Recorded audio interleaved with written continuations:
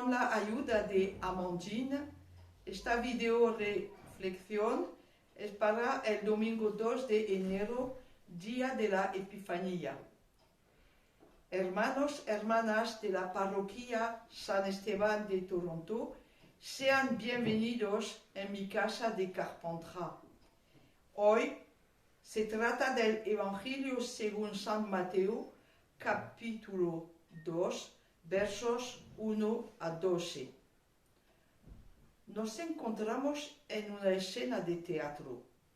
El papel principal no pertenece a un héroe positivo, sino a un ser maléfico llenado de maldad, el rey Herodes. Él nació en 73 a.C., hijo de Antipater. No es un hebreo, sino un griego. Usando de violencia, de corrupción política y financiera, su ascensión fue muy rápida. De primero, estrategio de Galilea. Pocos años después, tetrarca de Judea. Y por fin, rey de Judea, regalo del Senado de Roma en 40. Recibió de César Augusto territorios considerables. Toma de fuerza Jerusalén en 37. Extermina todo lo que queda de la última familia real legítima, los asmoneos. Tampoco se casó con una princesa asmonea, Mariama. La mató y los hijos que tuvo con ella.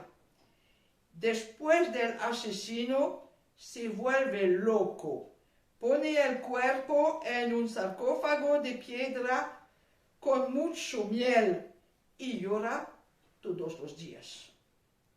Gasta el dinero del pueblo y de los impuestos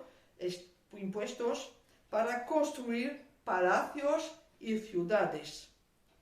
Gobierna apoyándose sobre los fariseos, pero como Herodes prefiere los griegos paganos, sus compatriotas, y los samaritanos, se enfade con los fariseos. Fue un tirano cruel, paranoico, maquiavélico, y frente a este criminal se presentan los sabios. Un poco de vocabulario. En francés, les rois mages. En inglés, wise men. En castellano, los reyes. En el Santo Libro, los sabios. ¿Cuántos son? El Evangelio utiliza el plural y más tarde la leyenda se cristalizó. 3. Hay que esperar el siglo III después de Cristo para dar el título de reyes. ¿Y qué es un mago? En griego, varios sentidos: sacerdote de Persia, propagandista religioso, astrólogo y a veces charlatán. Quizás aquí, astrólogos de Mesopotamia, después de encontrar el mesianismo hebreo. Con el tiempo se desarrolla más y más la leyenda dorada, al tal punto que Colonia en Germania y el monasterio San Pablo en el monte Athos, Grecia, dicen tener sus reliquias. Luego, otra leyenda. Reciben apellidos: Melchior, Gaspar, Baltasar.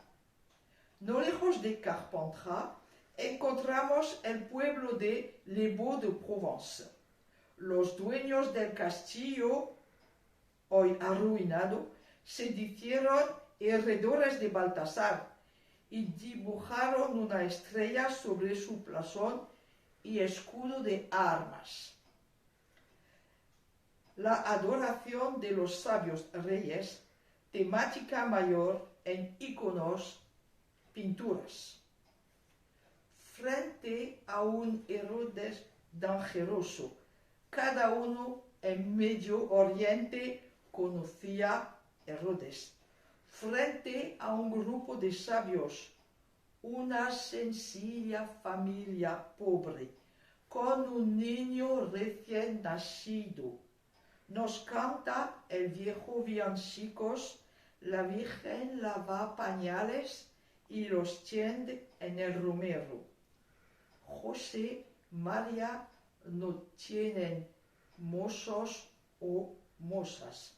Viven una situación increíble, pero duermen en la paja. Primera visita, pastores, hablando del mensaje de ángeles. Y ahora, sabios con regalos. Vamos a estudiar estos regalos. Son 3 y simbólicos. Oro, para decir que Jesús es rey. Incienso, para decir que Jesús es sacerdote. Mirra, aunque hijo de Dios Padre, Jesús tendrá que morir. La mirra se utilizaba para tratar los cuerpos después de la muerte. Insistir sobre 3 donos como imagen de la Santísima Trinidad. Idea popular de los reyes sabios. Las 3 edades de la vida: juventud, madurez, vejez, pero jamás de vejez para Jesús. Jesús fue reconocido de los pastores y de los intelectuales del tiempo.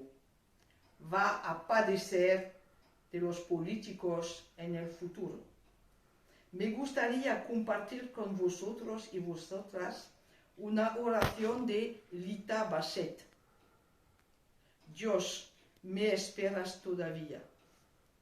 Señor, si quieres esperarme todavía, voy a ser el cuarto sabio, rey mago, saliendo de no sé dónde, viajando sin estrella, para un viaje al fin del tiempo, al fin de mí.